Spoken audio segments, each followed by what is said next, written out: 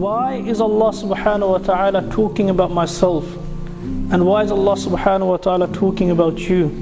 Or why is Allah subhanahu wa ta'ala talking about us in front of the angels? Now this is a question that the Mufassirun they raise in the Kitab Tafasir, in the books of the commentaries of the Quran.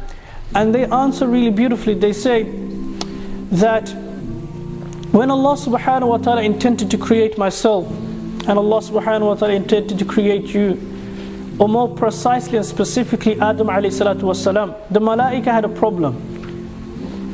And they said, why do you want to create to Allah subhanahu wa ta'ala certain creatures that will cause mischief and bloodshed on the world?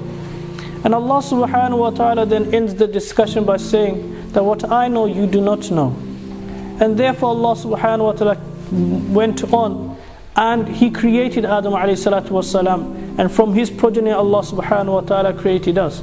So when we sit as human beings to remember Allah subhanahu wa ta'ala, when we sit to think about our position, when we think and we start pondering and taking stock of our life, that how close have we been or got to Allah subhanahu wa ta'ala, or if it, Allah save us, be the other way, how far are we away from Allah subhanahu wa ta'ala? When we sit and do that exact a'mal, that particular action, Allah subhanahu wa ta'ala uses that to prove the angels, the malaika wrong.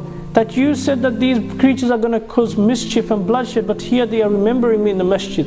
And that is why in this particular hadith of dhikr, Allah subhanahu wa ta'ala, Rasulullah sallallahu alaihi wasallam mentioned that the third benefit of a gathering of dhikr is that Allah subhanahu wa ta'ala talks highly about those people that are participating in the gathering of dhikr in front of the malaika.